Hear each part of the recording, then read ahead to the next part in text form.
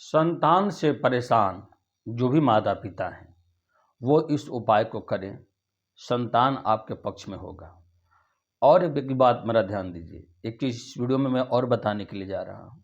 जिन लोगों को संतान की प्राप्ति नहीं हो रही है, पुत्र पुत्री की प्राप्ति नहीं हो रही है, केवल पुत्री है पुत्र की प्राप्ति नहीं हो रही है, वो व्यक्ति भी इस प्रयोग को, इस उपाय को कर सकते हैं।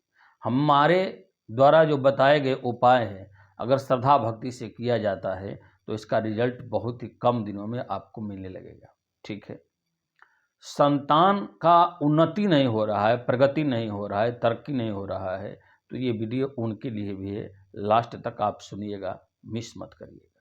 ठीक है, क्योंकि ऐसा वीडियो आपको और भी कई जगहों प्राप्त होने वाला नहीं है। क्योंकि मैं अपने आचार्य जनों से, गुरुजनों से, संत जनों से और शास्त्रविद पुराण से जो मुझे अनुभव प्राप्त होता है, जो ज्ञान प्राप्त होता है, वही चीज़ मैं बताने के लिए जा रहा हूँ। इसको कर लीजिएगा। सबसे पहले, आप मुझे नहीं जानते हैं तो मेरा नाम ब्रजकिशोर चंद्र शास्त्री है। मैं भगवान की कथा करता हूँ और लोगों की समस्याओं का समाधान करने का प्रयास करता हूँ। अब इस वीडियो में यही आपको बताने के लिए जा रहा हूँ कि अगर आप संतान से परेशान हैं, अगर संतान आपकी बात नहीं मान रही है और संतान को लग रहा है कि हम बात माने तो कैसे माने, यानी उनके मन में अनेक प्रकार का भाव अलग अलग चल रहा है, तो वो व्यक्ति इस उपाय को करिएगा। ठीक है। जिनका संतान प्राप्ति का योग नहीं बन रहा है, पुत्र की प्राप्ति नहीं हो रही है, पुत्री की प्राप्ति नहीं हो रहा है, गर्भ नहीं ठहर रहा है, वो व्यक्ति भी इस उपाय को कर सकते हैं। तीसरा चीज हमने बताया, संतान की उन्नति, प्रगति, तरक्की के लिए भी माता पिता इस उपाय को कर सकते हैं।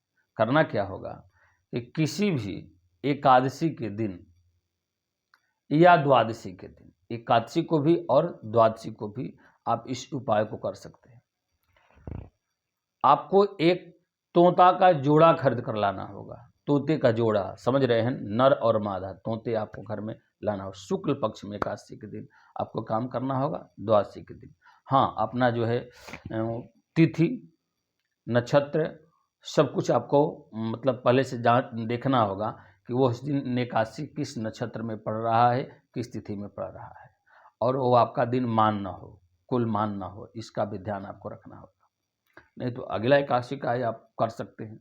साल में जो है 12 शुक्ल पक्ष का और 12 कृष्ण पक्ष का एकादशी होता है। अब यहाँ ध्यान दीजिए, आपको एकादशी के दिन या द्वादशी के दिन तोता का एक जोड़ा खरीद कर आपको लाना होगा, एक पिंजड़ा आपको खरीद कर लाना होगा, और निरंतर 1 सालों तक तोते का आपको सेवा करना होगा। सुबह जब आप जगें तो आप तोते का दर्शन करिए।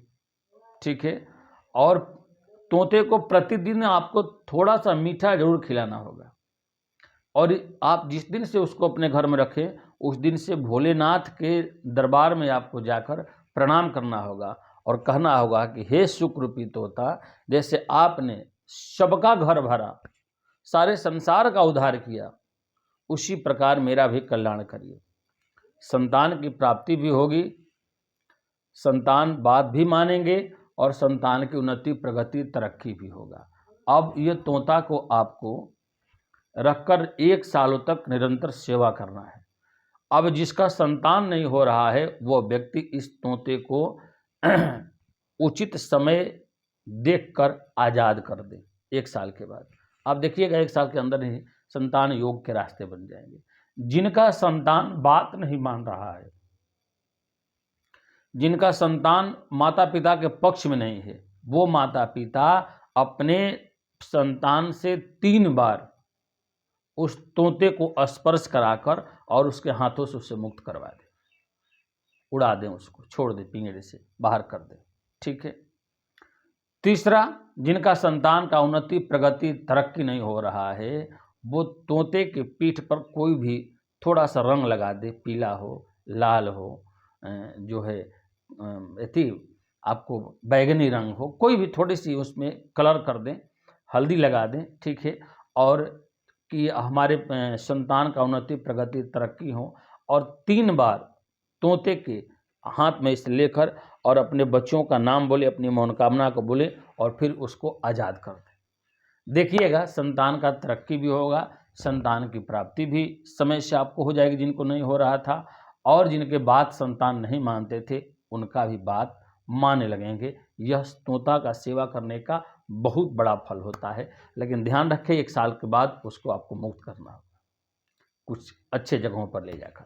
ठीक है, मेरे द्वारा और भी किसी तरह की जानकारी, सलाह, परामर्श के लिए डिस्क्रिप्शन बॉक्स में मेरा नंबर दिया गया है, वहां आप जाकर मुझसे संपर्क कर सकते हैं, मुझसे चर्चा बातें अपनी कर सकते हैं और अपने जीवन की समस्याओं का समाधान भी करा सकते हैं। बहुत बहुत धन्यवाद। जय श्रीमन नारायण। हर हर महादेव।